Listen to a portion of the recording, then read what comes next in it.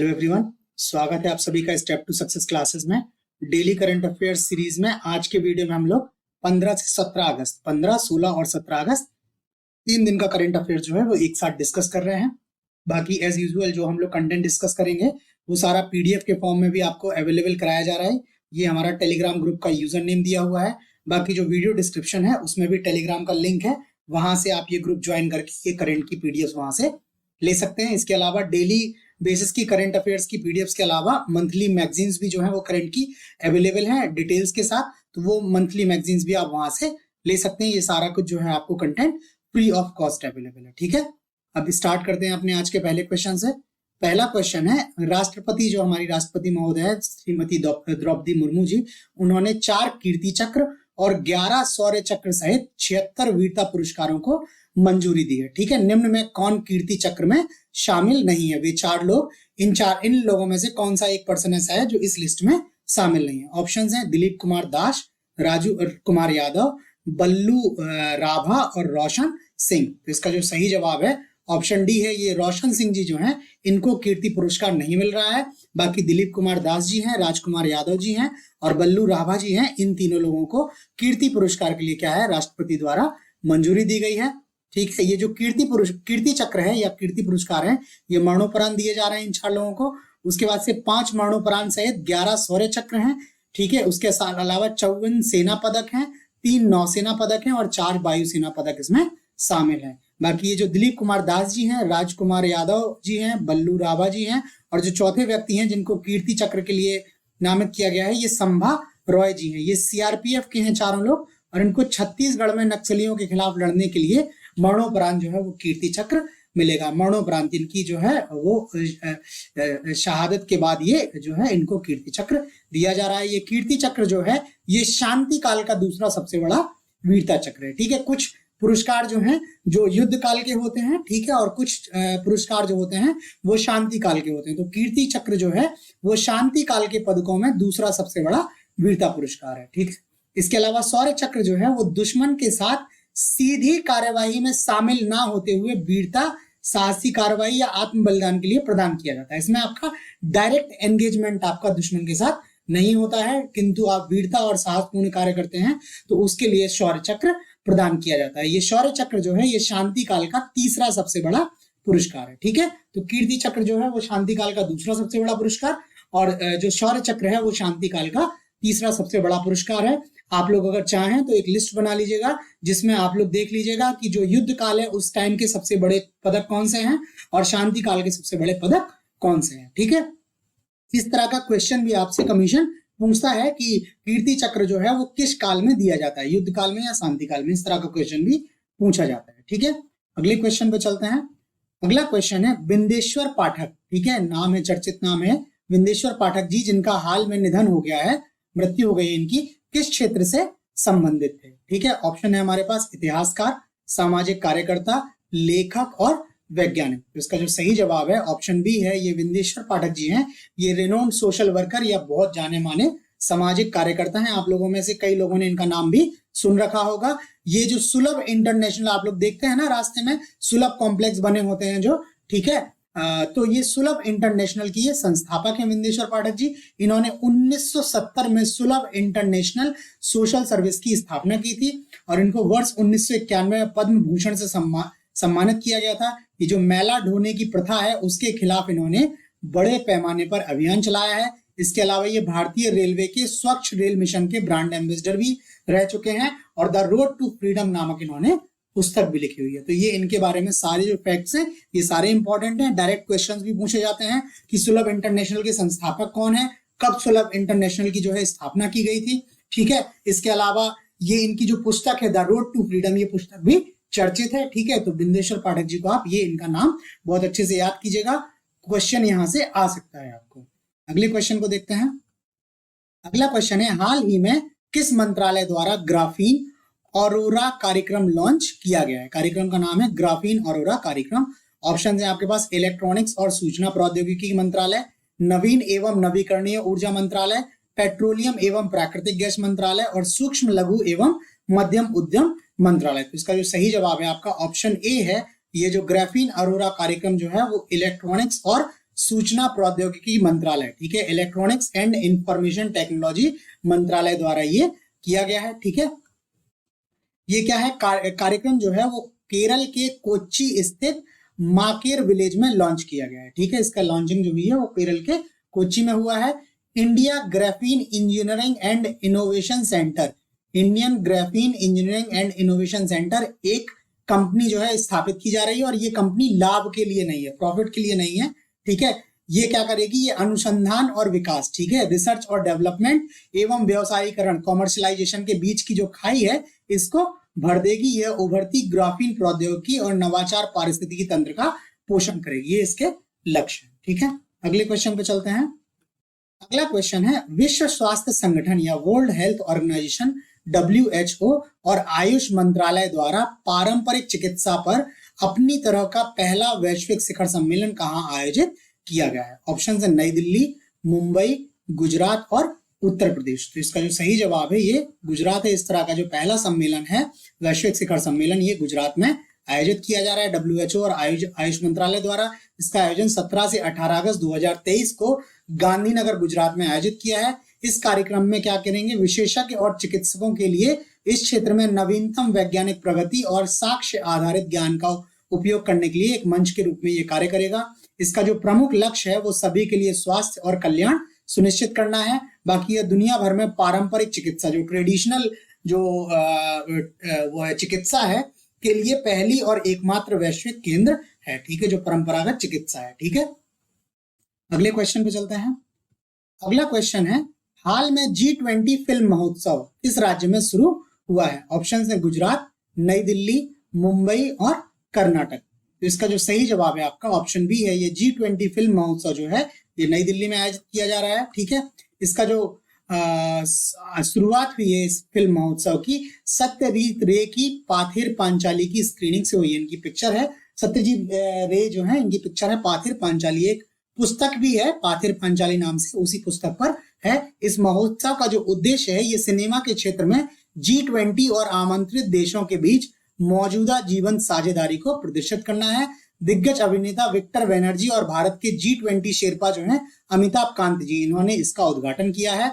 ये पाथिर पांचाली जो है वो 1955 की भारतीय बांग्ला भाषा की ड्रामा फिल्म है। यह विभूति भूषण बंदोपाध्याय के 1929 के बंगाली उपन्यास का रूपांतरण है। ये बंगाली उपन्यास जो हिंदी नाम से आता है, पाथिर पांचाली नाम से आता है, विभूति भूषण बंदोपाध्याय ने ये लिखा है, 1929 में लिखा हुआ था, और इसी उपन्यास के आधार पर ये पिक्चर बनाई गई थी, पाथिर पांचाली वर्ष 1955 में। ठीक है, सत्यजीत रे की ये जो है मूवी है।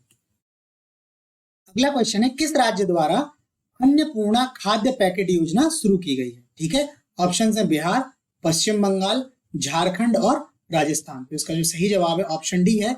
ये राजस्थान सरकार द्वारा अन्नपूर्णा खाद्य पैकेट योजना शुरू की गई है। ठीक है, इसका उद्देश्य जो है वो राजस्थान के करीब 1.04 करोड़ से अधिक परिवारों को मुफ्त में भोजन के पैकेट वितरित किए जाएंगे। जो राष्ट्रीय खाद्य सुरक्षा अधिनियम है, नेशनल फूड सिक्योरिटी जो एक्ट है, उसमें लाभार्थियों की अधिकतम संख्या जो है सीमित होने के कारण कई जरूरतमंद परिवारों को इसका लाभ नहीं मिल पाता है। तो जो परिवार इस लाभ से वंचित रह जाते हैं उनको ये जो है पैकेट वितरित किए जाएंगे। अन्नपूर्णा पैकेट योजना के तहत भोजन पैकेट वितरित किए जाएंगे, और वितरित करने पर राशन डीलरों को मिलने वाला कमीशन 4 रुपए से बढ़कर 10 रुपए प्रति किट कर दिया गया है। ठीक है, ये जो राशन डीलर अभी कर रहे थे उनको पहले जो कमीशन 4 रुपए मिल रहा था, अब उनको 10 रुपए मिलेगा। बाकी आपके लिए जो मेन इंपॉर्टेंट फैक्ट है कि ये किस सरकार द्वारा स्टार्ट किया गया है, और अगर राजस्थान के लोग हैं तो उनके लिए ये भी हो जाएगा कि कितने लोगों को इसमें टारगेट किया जाएगा।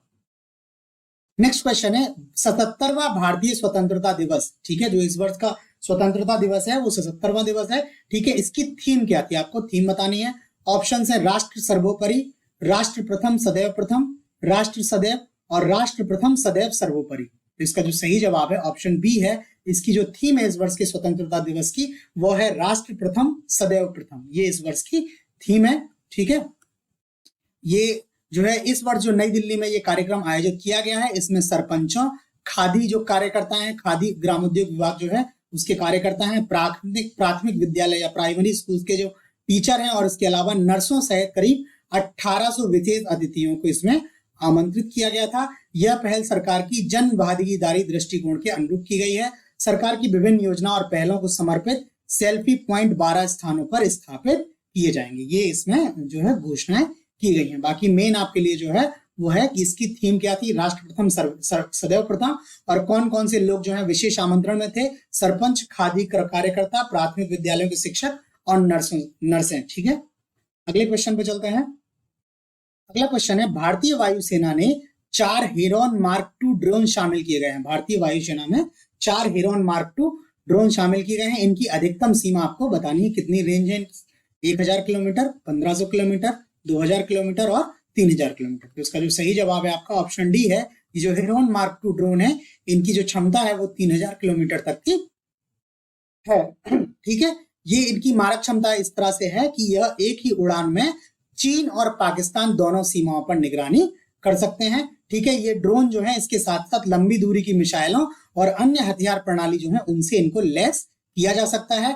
हर मौसम की स्थिति में काम कर सकते हैं। वैसा नहीं है कि किसी विशेष मौसम में ये काम नहीं कर पाएंगे, ये 12 महीने काम कर सकते हैं। और ये हेरॉन मार्क 2 जो है, ये हेरॉन मार्क 1 ड्रोन का उन्नत संस्करण है। ठीक है, यह मध्यम ऊंचाई वाला दीर्घकालिक ड्रोन है जिसकी अधिकतम सीमा क्या है, 3000 किलोमीटर तक है। ये 3000 किलोमीटर तक की दूरी पर जा सकता है। ठीक, अगले क्वेश्चन पे चलते हैं। अगला क्वेश्चन है, भारत का पहला मानव रहित हवाई प्रणाली सामान्य परीक्षण केंद्र, ठीक है, किस राज्य में स्थापित किया जाएगा? ऑप्शन है कर्नाटक, तेलंगाना, तमिलनाडु और आंध्र प्रदेश। तो इसका जो सही जवाब है आपका ऑप्शन सी है। ये सामान्य परीक्षण केंद्र, ये जो अनमैन्ड आर्म्ड व्हीकल हैं, यूएवी जिनको ड्रोन ही बोलते हैं, ये इसका सामान्य परीक्षण केंद्र जो है वो तमिलनाडु राज्य में स्थापित किया जा रहा है। ठीक है, ये क्या है, रक्षा परीक्षण अवसंरचना डिफेंस टेस्ट इंफ्रास्ट्रक्चर योजना के तहत भारत का पहला ड्रोन सामान्य परीक्षण केंद्र तमिलनाडु में स्थापित किया जा रहा है। इसे श्री पेरम्बदूर के पास SIPCOT औद्योगिक पार्क बल्लम बड़ागल में 2.3 एकड़ क्षेत्र में स्थापित किया जाएगा। ये इसकी लोकेशन हो गई। तमिलनाडु और श्री पेरम्बदूर, ये दो आप याद कर लीजिएगा। अगर इस औद्योगिक पार्क का नाम याद करना चाहते हैं तो वो भी याद कर सकते हैं। बाकी अभी तक जो है UAS अर्बन, वो अनमैन्ड एरियल जो सिस्टम है, इसका परीक्षण विभिन्न केंद्रों पर किया जाता है। इसके लिए कोई डेडिकेटेड सेंटर नहीं है, जिसके कारण इसकी कार्यकुशलता जो है वो कम हो जाती है और लागत बढ़ जाती है। लेकिन ये इस तरह का जब एक इनका इंटीग्रेटेड और मेन सेंटर जो स्थापित कर देंगे, जहां पर इस तरह की सारी घटनाएं होंगी, तो इसकी जो है वो लागत जो है घट जाएगी और कार्यकुशलता में इसकी वृद्धि होगी। बाकी परीक्षण केंद्र जो है एयरोस्पेस और रक्षा क्षेत्रों में भारत के आत्मनिर्भरता लक्ष्य को प्राप्त करने में मदद करेगा। ठीक है, नेक्स्ट क्वेश्चन है, केंद्रीय कैबिनेट, ठीक है, जो केंद्रीय कैबिनेट ने PM विश्वकर्मा योजना को मंजूरी दी, इसके तहत पहले कितने पारंपरिक व्यवसायों को शामिल किया जाएगा? PM विश्वकर्मा योजना में कितने व्यवसायों को शामिल किया गया है? ऑप्शन है 18, 19, 20 और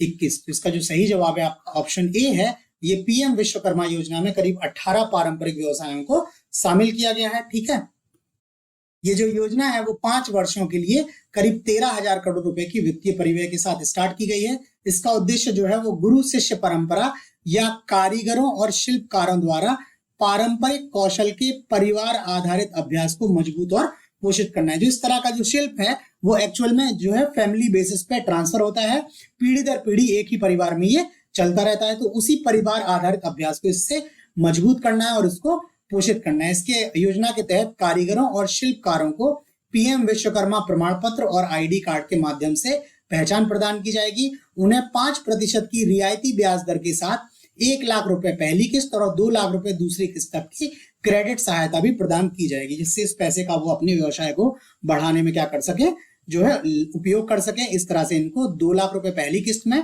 और पहली किस्त में 1 लाख रुपए और दूसरी किस्त में 2 लाख रुपए की क्रेडिट सहायता इनको दी जाएगी। ठीक है, इस योजना के तहत जो 18 व्यवसाय किए गए हैं उनकी लिस्ट बनी हुई है।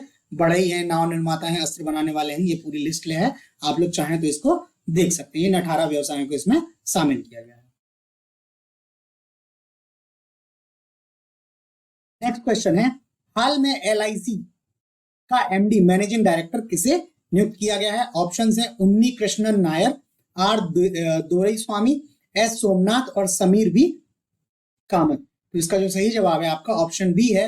R दोरईस्वामी जी जो हैं ये LIC के MD नियुक्त हुए हैं। बाकी इसमें जो 3 ऑप्शंस हैं, ये 3 ऑप्शंस भी जो है इंपॉर्टेंट हैं। इसमें जो डॉक्टर एस उन्नी कृष्णन नायर जो है ये विक्रम साराभाई अंतरिक्ष केंद्र के निदेशक हैं, डायरेक्टर हैं। उसके बाद जो एस सोमनाथ जी हैं ये इसरो के अध्यक्ष हैं, 10वें अध्यक्ष हैं ये इसरो के। अभी जो चंद्रयान हुआ है ये इनकी ही अध्यक्षता के में संपन्न हुआ है, सफल मिशन रहा है, ठीक है। और डीआरडीओ के अध्यक्ष जो हैं ये समीर वी कामत जी जो हैं वो डीआरडीओ के अध्यक्ष हैं, ठीक। अगले क्वेश्चन पे चलते हैं। अगला क्वेश्चन है, सूर्य का अध्ययन करने वाला भारत का पहला अंतरिक्ष मिशन आदित्य L1 है, ठीक है। इसमें ये एक्चुअल में L1 नहीं होना चाहिए था, ठीक है, इसमें आदित्य पूछा है। इसका जो नाम है वो आदित्य L1 है, जो भारत का पहला अंतरिक्ष मिशन है सूर्य का अध्ययन करने के लिए, इसका नाम जो है वो आदित्य L1 है, ठीक है। इसके अलावा और भी डिटेल्स हैं वो भी देख लेते हैं। और ये है कि ये सूर्य का अध्ययन करने वाला भारत का पहला अंतरिक्ष मिशन प्रक्षेपण के लिए क्या है, तैयार है। यह उपग्रह सौर वातावरण, सौर चुंबकीय तूफान जो मैग्नेटिक उसमें तूफान आते हैं और पृथ्वी के पर्यावरण पर इसके प्रभाव का अध्ययन करने के लिए 3 उपकरण ले जाएगा। इसके साथ 3 डिवाइसेस जाएंगे।